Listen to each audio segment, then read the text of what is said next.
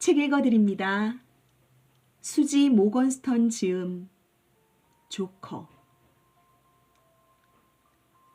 사실 아이들은 학교에 다시 나오게 되어 만족스러웠다. 여름도 수그러들기 시작한 데다 길고 무더운 하루하루가 아이들에겐 점점 따분하게 느껴졌기 때문이다. 아이들은 내심 개학을 기다려왔다. 그래서 비록 투덜거리며 불평하곤 있어도 어쨌거나 아이들은 기분이 좋았다. 또 새로 선생님을 맡게 된 것이 좀 두렵긴 해도 초등학교의 마지막 학년을 시작하는 중대한 날이 아닌가. 그런데 솔직히 아이들이 그런 선생님을 기대한 건 아니었다고 말해야 오르리라. 선생님은 저만치 책상 앞에 마치 쌓아놓은 장작더미 같은 모습으로 앉아 있었다. 샤를르는 갓 부임한 새 선생님이 어쩌면 저렇게 나이 많은 사람일까 하고 생각했다. 마마르는 혹시 제 눈에 사물이 2중으로, 3중으로 아니면 4중으로 보이는 것이 아닌가를 확인하기 위해 가까이 다가가 보았다. 피부에 갈라진 이 선들이 과연 전부 진짜란 말인가? 아이들은 겁에 질려 서로를 바라보았다. 아이들은 솔직히, 확실히, 그리고 완전히 실망하고 말았다. 젊고 잘생기고 운동 잘하는 선생님을 기대했는데 이렇게 뚱뚱한 아저씨가 걸리다니. 선생님은 흰머리가 사방으로 뻗친 것이 꼭 그림 속의 하나님과 비슷했고 코끝에는 조그마한 안경을 걸치고 있었다. 그리고 선생님의 배야말로 아이들이 한 해 동안 쳐다봐야 할 유일한 공일 위험성이 대단히 컸다. 아이들은 또한 선생님의 목소리에도 깜짝 놀랐다. 니나는 마치 다른 세상에서 울려오는 듯 낮고 묵직한 음성에 움찔했다. 그 목소리로 처음 한 말도 어이가 없었다. 안녕도 아니고 내 이름은도 아니고 자리에 앉아라도 아닌 대뜸 너희를 위해 선물을 준비했다 라는 말이었으니까. 앞으로 아이들의 담임 선생님이 될 그분은 학생 하나하나의 책상 위에 선물 꾸러미를 하나씩 놓는 것이었다. 마치 선생님의 겉모습과 나이를 잊게끔 하려는 듯이 선생님은 아이들을 쳐다보지도 않은 채 선물을 나누어 주었다. 콩스탕스는 꾸러미를 찢어 카드 한 벌을 꺼냈다. 하트와 다이아몬드, 클로버와 스페이드가 그려진 시중에서 흔히 볼 수 있는 카드와 비슷했다. 다른 아이들도 똑같은 것을 받았다. 그럼 올해에는 카드 놀이를 하게 되나요? 베네딕트가 큰 소리로 질문했다. 그 애는 하루 종일 카드 놀이를 하며 시간을 보내는 자기 할아버지를 생각했다. 베네딕트의 할아버지는 그 애에게 블롯 게임을 가르쳐 주었었다. 선생님이 나눠준 그 카드들이 진짜 카드가 아니라는 것을 맨 처음 알아챈 아이도 베네딕트였다. 카드 각각의 뒷면에는 조커 표시가 있었다. 앞면에는 여러 가지 문구들이 적혀 있었다. 선생님은 샤를르의 책상을 손가락으로 톡톡 두드렸다. 카드에 쓰여진 글들을 읽으라는 뜻이었다. 샤를르는 저희가 말 대신 손짓과 으르렁거림을 사용하던 선사시대로 되돌아간 것이 아닌가 하고 생각했다. 선생님의 말 없는 지시를 따르던 샤를르의 단순한 놀라움은 충격의 상태로 옮겨갔다. 샤를르가 읽은 내용은 이러했다. 잠자리에서 일어나고 싶지 않을 때 쓰는 조커, 학교에 가고 싶지 않을 때 쓰는 조커, 지각하고 싶을 때 쓰는 조커, 숙제한 것을 잃어버릴 때 쓰는 조커, 숙제를 하고 싶지 않을 때 쓰는 조커, 준비물을 잊어버릴 때 쓰는 조커, 수업 내용을 듣고 싶지 않을 때 쓰는 조커, 칠판 앞에 나가고 싶지 않을 때 쓰는 조커, 벌을 받고 싶지 않을 때 쓰는 조커, 수업 시간에 군것질할 때 쓰는 조커, 떠들고 싶을 때 쓰는 조커. 샤를르는 제 눈과 귀를 의심했다. 그 애는 잔기침을 하기 시작했다. 그러자 선생님은 베네딕트에게 다음을 계속 읽으라는 몸짓을 해보였다. 아무 때나 목이 터져라 노래 부르고 싶을 때 쓰는 조커, 수업 시간에 춤추고 싶을 때 쓰는 조커, 수업 시간에 밖으로 나가고 싶을 때 쓰는 조커, 바보짓을 하고 싶을 때 쓰는 조커, 거짓말하고 싶을 때 쓰는 조커, 선생님에게 뽀뽀하고 싶을 때 쓰는 조커, 베네딕트는 그 대목에서 삐그덕했다. 선생님은 마마르가 읽을 차례라는 신호를 보냈다. 어떤 사람에게 어리광 부리고 싶을 때 쓰는 조커, 자기 시간을 갖고 싶을 때 쓰는 조커, 쉬는 시간이 끝나지 않기를 바랄 때 쓰는 조커, 교과서를 빼먹고 안 가져올 때 쓰는 조커, 방학 기간을 연장하고 싶을 때 쓰는 조커, 조커 중에 조커. 조커들에 대한 글을 읽고 난 후 아이들은 황당해진 동시에 몹시 흥분했다. 하지만 막 새 학년이 시작된 참이었기 때문에 그걸 가지고 떠들어대기에는 확실히 너무 이른 감이 있었다. 이어서 선생님은 굵직한 목소리로 일장 연설을 시작했다. 내 이름은 위베르 노엘이다. 나는 아주 어렸을 적부터 산타클로스 할아버지라고 불렸지. 난 그런 이유에서 선생님이 되었단다. 그리고 선물 주는 걸 아주 좋아한다. 난 너희에게 매일매일 선물을 줄 작정이다. 학과 수업 선물, 책 선물, 기술 선물, 동사 변화법 선물, 수학 선물, 과학 선물. 인생이 내게 준 모든 것을 선물할 건데 그 속에는 천재지변들도 포함되어 있다. 선생님, 천재지변이란 게 무슨 말이에요? 콩스탕스가 물었다. 좋아. 선생님은 사전을 집어들며 말했다. 자, 여기 마법의 선물이 또 하나 있다. 이 책에는 모든 단어들을 풀 수 있는 열쇠가 들어있어. 그러면서 선생님은 사전에 치읓 항목을 펴서 콩스탕스에게 건넸다. 콩스탕스는 그것이 자기더러 읽으라는 뜻임을 알아챘다. 천재지변, 대혼란, 지진이나 해일, 폭풍 등에 의해 일어나는 파괴. 그때 선생님이 서글픈 목소리로 중얼거리는 말을 들을 수 있었던 건 가까이 앉아 있었던 샤를르 뿐이었다. 아니면 가까운 사람이나 사랑하는 사람의 죽음도 해당되지. 이 말을 3번 사용하는 사람에겐 그것을 선물로 주마. 너희 몫이야. 하지만 샤를르는 고지 듣지 않았다. 그 애는 천재지변이란 말이 매일 사용할 수 있는 단어가 아니라는 것을 알고 있었다. 이제 카드를 정리해 넣어도 좋다. 필요할 때 사용하도록 해라. 그리고 너희에게 또 다른 선물을 주마. 선생님은 또다시 선물 꾸러미를 나눠주었다. 아이들은 모두가 똑같은 책을 받았다는 것을 알 수 있었다. 그건 찰스 디킨스의 데이비드 카퍼필드였다. 촘촘한 글씨로 인쇄한 데다 그림도 없는 두꺼운 책이라 별로 읽고 싶은 생각이 들지 않았다. 싫기까지 했다. 하지만 이건 선물이 아닌데요, 선생님. 폴 엘리아르 학교 소장이라고 적혀 있는걸요? 이 책이 법적으로 너희 소유는 아니지. 그렇지만 너희가 그 책을 길들이는 순간부터, 다시 말해서 그것을 읽는 순간부터 책은 너희 것이 된단다.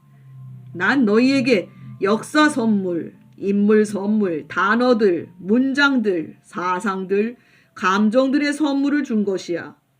일단 책을 읽고 나면 그 모든 것이 일생 동안 너희 것이 된단다. 자, 내가 너희에게 첫 부분을 읽어주마. 그러면 너희가 주말까지 나머지 부분을 끝내거라. 베네딕트는 그만 소리치고 말았다. 그건 불가능해요! 그 애는 거의 프랑스 혁명에 맞먹는 반항을 시작한 셈이었다. 아이들은 모두 책을 읽고 싶지 않을 때 쓰는 조커가 있는지 찾아보았으나 허탕이었다. 선생님은 개의치 않고 마치 코미디 프랑스이즈 극단의 배우처럼 책을 읽어내려가기 시작했다. 내가 이 책의 주인공 역할을 해야 하는 이상 우선 나는 내가 어느 금요일 자정에 태어났다는 것부터 이야기하고자 한다. 장소는 서포크 지방의 블런터스톤이었다. 그 지방 사람들은 금요일 한밤중에 태어난 아이들은 불행한 삶을 살며 귀신이나 유령들을 볼 수 있는 특이한 운명을 타고났다고 굳게 믿고 있었다. 아이들은 주의 깊게 이야기를 들었다. 혼자 읽는 것에 비하면 그나마도 이득인 셈이니까. 정오가 되었을 때 반 아이들은 자신들이 만족하고 있는지 아닌지 판단이 서질 않았다. 아니, 확실히 만족스럽긴 한데 다만 담임 선생님이 너무 별난 사람이었다. 선생님은 아이들을 식당까지 데리고 가지 않았다. 마치 힘을 아끼려는 것 같았다. 운동하군 영영 작별이네. 로랑이 씁쓸하게 말했다. 하지만 점심시간이 끝나갈 무렵 선생님은 식당으로 왔다. 선생님 반 아이들뿐 아니라 다른 반 아이들에게도 칫솔과 치약을 선물로 주기 위해서였다. 그리고 선생님은 아이들을 화장실로 데리고 가 시범을 보이며 아이들이 그것들을 제대로 사용하는지 확인했다. 치아는 보석이다. 잘 간수하도록. 제일 먼저 조커를 사용한 아이는 샤를르였다. 수학 수업이 한창 진행 중일 때 그 애는 용기를 내어 알로마망 보보를 불렀다. 선생님은 샤를르의 조커를 받은 후 수업을 멈추고 아이들에게 가사 쪽지를 나누어 주었다. 그리고 선언했다. 다 같이 노래를 부르겠다. 자, 조국의 자식들이여 영광의 날이 왔도다. 선생님, 무슨 뜻인지 하나도 모르겠어요. 세르주가 말했다. 모두 다 이해할 필요는 없다. 필요한 건 거기서 뭔가 느낄 수 있는 거야. 샤를르는 데이비드 카퍼필드를 읽느라 밤을 새우다시피 했다. 도중에 읽는 걸 멈출 수 없었던 데다 작가의 이름도 자기와 같은 찰스였으니까. 어쩌면 이 사람도 작년에 그 작가처럼 아이들과 대화를 나누기 위해 교실을 방문할지도 모른다. 아침에 샤를르는 너무 피곤해서 일어날 수 없었다. 엄마, 나 학교 안 가도 된다니까요. 조커가 있는걸요. 엄마는 믿을 수 없었지만 샤를르가 하도 우겨대는 바람에 마침내 손들고 말았다. 10시 30분이 되자 샤를르는 학교에 가고 싶어졌다. 그래서 학교에 갔다. 그리고 교실에 들어가기 위해 조커를 내밀었다. 선생님의 손바닥에 조커를 올려놓는 순간 샤를르는 이제 그 조커를 잃었다는 생각으로 섭섭해졌다. 그 애는 베랑제르에게 속삭였다. 너 가지고 싶은 거 몽땅 줄게. 대신 잠자리에서 일어나기 싫을 때 쓰는 조커 나한테 줄래? 그래, 좋아. 다른 조커 3장 주면 그거 너한테 주지. 샤를르는 승낙했다. 그리고 베랑제르에게 아무 조커나 3장을 뽑아주었다. 이상한 또 한 주가 지났을 때 로랑이 말했다. 선생님이 우리한테 운동하기 위해 쓰는 조커를 주었으면 좋았을 텐데. 난 강아지를 학교에 데려올 때 쓰는 조커가 있었으면 좋겠어. 샤를르가 말했다. 그 애는 벌써 조커를 거의 다 써버렸다. 반면 베랑제르는 비밀거래 덕분에 점점 더 많은 조커를 모아갔다. 로랑은 조커들을 가방 속에 정성스레 정리해 두었다. 그 애는 그것들을 꺼내서 그중 한 장을 뽑았다. 그리고 역사 수업이 한창 진행 중일 때 약간 분위기를 띄울 생각으로 미친 듯이 춤을 추기 시작했다. 선생님은 조커를 받아들고 나서 책상들을 치웠다. 그리고 말했다. 로큰롤 춤추는 법을 가르쳐 주겠다. 선생님은 CD 플레이어의 전원을 켜고 볼륨을 최대한으로 높였다. 그리고 교실 한가운데 혼자 서서 꼭 이슬람 수도승처럼 맴을 돌기 시작했다. 분명 교장 선생님의 기습 방문을 받기에 가장 좋은 순간은 아니었건만 그래도 선생님은 교장 선생님을 보고 반가운 표정을 지었다. 교장 선생님은 노엘 선생님이 찾고 있던 파트너로 제격인 것 같았다. 노엘 선생님은 교장 선생님의 손을 잡고 팔을 허리에 두른 후 억지로 춤을 추게 만들었다. 교장 선생님이 너무나 힘껏 밀어치는 바람에 뚱뚱한 선생님은 떠밀려 책상들에 부딪혔다. 안경은 바닥에 떨어지고 바지 단추가 공중으로 튕겨나갔다. 교장 선생님은 천재지변에 해당해. 마침내 그 말을 사용할 기회가 온 곳에 기뻐하며 콩스탕스가 외쳤다. 당장 나 좀 봅시다. 교장 선생님이 말했다.